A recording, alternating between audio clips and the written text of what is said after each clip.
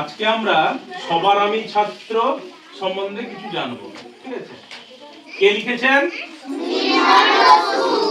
সবার আমি ছাত্র, সুনির্মল বসু। প্রথমে আমরা একটা সন্ধি বিচ্ছেদ শিখবো। কি শিখবো? সন্ধি বিচ্ছেদ। রত্ন যুক্ত আকর, রত্নাকর। রত্ন যুক্ত আকর, রত্নাকর। এবারে আমরা শিখবো কয়েকটা শব্দের সমার্থক শব্দ। মানে একটা শব্দ আছে তার ভিন্ন সমার্থক শব্দ শিখবো, অনেকগুলো। সম অর্থ হতে হবে, দিলেই সমার্থক শব্দ হবে। চাঁদের সমার্থক শব্দ কি? চন্দ্র, শশী। চাঁদের সমার্থক শব্দ কি? সূর্যের রবি, তপন। পাহাড়ের শৈল, গিরি। বায়ুর বাতাস আর পবন। বাতাস।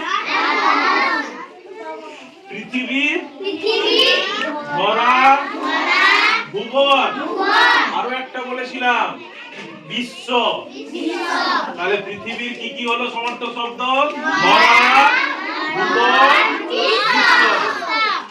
সাগরের সমুদ্র, জলধি। আরো একটা আছে সিন্ধু। মহান দিয়ে একটা বাক্য রচনা করব। কি দিয়ে? মহান। বিদ্যাসাগর মহাশয় মহান ও দয়ালু ব্যক্তি ছিলেন। আবার একবার মহান দিয়ে আমরা বাক্য রচনা করব। বিদ্যাসাগর মহাশয় মহান ও দয়ালু ব্যক্তি ছিলেন।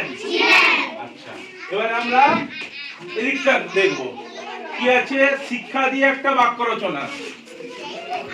কি দিয়ে আছে? শিক্ষা দিয়ে বাক্য রচনা। প্রকৃত শিক্ষা মানুষকে এগিয়ে চলতে শেখায়। প্রকৃত শিক্ষা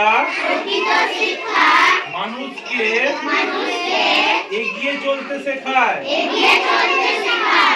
এবারে আমরা কয়েকটা বিপরীত শব্দ শিখবো। কি শিখবো? উল্টো শব্দ।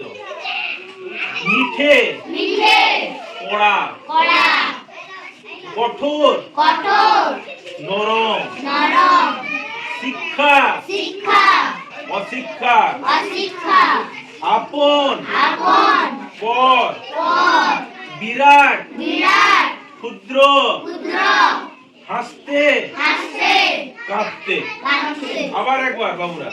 মিঠে, কড়া। কঠোর, নরম। শিক্ষা, অশিক্ষা। আপন, পর। বিরাট, ক্ষুদ্র। হাসতে, কাঁদতে। তাহলে কালকে এই পড়াগুলো তোরা দিবি? ঠিক আছে।